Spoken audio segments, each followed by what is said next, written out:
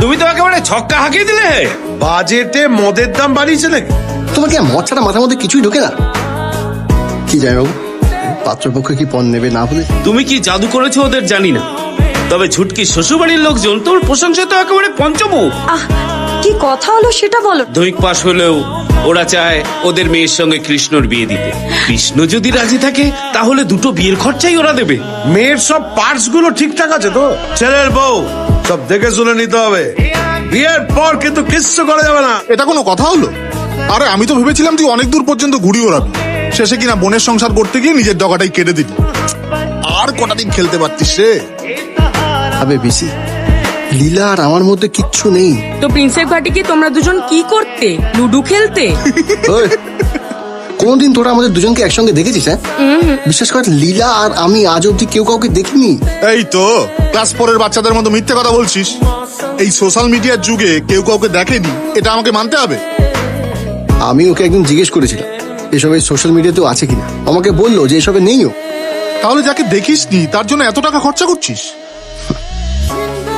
ওটা ব্যাপার না। হাই কৃষ্ণ। 100 বছর বাঁচবে, ওকেই ফোন করবো ভাবছিলাম, আর তোমার মিস কল চলে এলো। তাই নাকি? কি ব্যাপার? একটা ভালো খবর আছে। ভালো খবর কি? আমার বিয়ে ঠিক হয়ে গেছে। তোমার বিয়ে ঠিক হয়ে গেছে? কি মন খারাপ হয়ে গেল?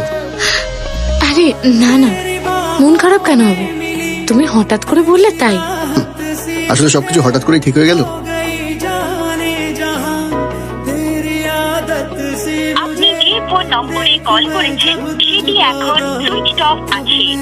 Your call is currently switched off. দেখো কেন, কি তো আমার চেয়েও খারাপ অবস্থা। আমার মোবাইলটা দেখেছিস? না তো। সব বাবা, আরে গাড়িতেই তো নিয়ে শুয়েছিলাম, পাচ্ছি না। রাতে ঘরে না শুয়ে গাড়িতে কেন শুয়েছিলি?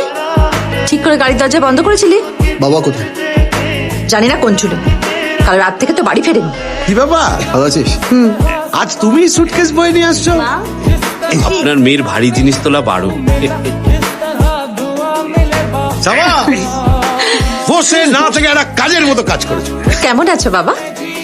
ভালো আছি মা। ট্যাক্সি হর্ন দিচ্ছে, খুচরো নিয়ে আসতে ভুলে গেছো বোধহয়। তা খবরটা তো ফোনেই বলতে পারতে। লোটা কম্বল নিয়ে আসার কি দরকার ছিল? কি বলছেন বাবা, দায়িত্ব যখন নিয়েছি ঠিকঠাক সামলাবো না? কৃষ্ণের আশীর্বাদ থেকে বিয়ে পর্যন্ত আমাকেই তো দৌড়দৌড়ি করতে হবে। এদিক ওদিক ছোট